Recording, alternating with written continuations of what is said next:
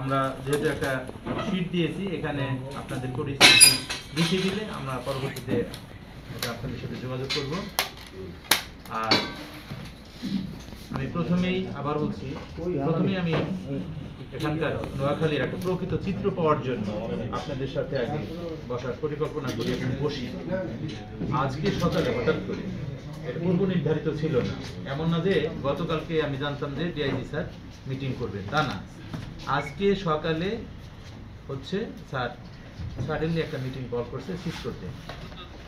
সেই কারণে আমাদের সময়ের একটু স্বল্পতা, যেহেতু পরিস্থিতি মানে আমরা আজকে তো আপনাদের সাথে প্রথম বসা, এরপরে তো আমাদের আরো অনেক বিষয় বসতে হবে, আমরা বসবো ইনশাআল্লাহ।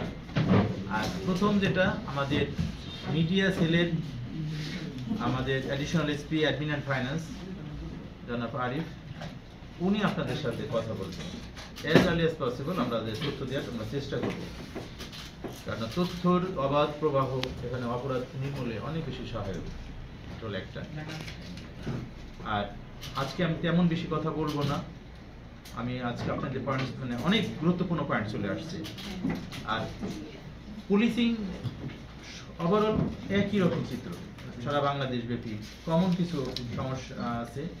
80% মোটামুটি সারা বাংলাদেশে একই, 20% অঞ্চলভেদে ভেরিয়েশন হয়।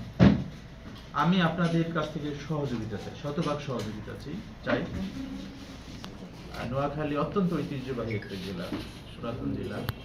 এখানকার মানুষ কর্মঠ, উদ্যোগী, সৃজনশীল, এবং আমি যেটা বারবার শুনেছি, এটা প্রো পুলিশিং, পুলিশকে এরা অনেকভাবে কোঅপারেট করে। বাংলাদেশের কমন চিত্র এটা, বাংলাদেশের মানুষ অত্যন্ত ভালো, এটা প্রশাসনকে, পুলিশকে তারা সবসময় সহযোগিতা করতে চায় এবং করে।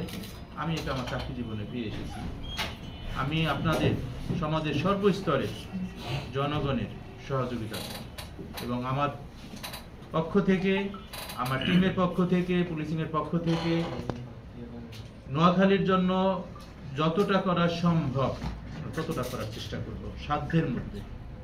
একজন মানুষ হিসেবে, একজন পুলিশ কর্মকর্তা হিসেবে আমার নিরপেক্ষতার জায়গা থেকে, আমার পেশাদারিত্বের জায়গা থেকে, আন্তরিকতার জায়গা থেকে পুলিশ এবং জনতা, কমিউনিটির সাথে নিয়ে, জনগণের সাথে নিয়ে আমরা একটা সমাজে ভালো কিছু করার জন্য চেষ্টা করবো ইনশাআল্লাহ। আমি এর সাথে আবারও কথা হবে, দেখা হবে।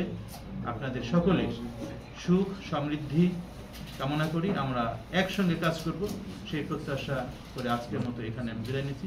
সকলকে ধন্যবাদ। আসসালামু আলাইকুম।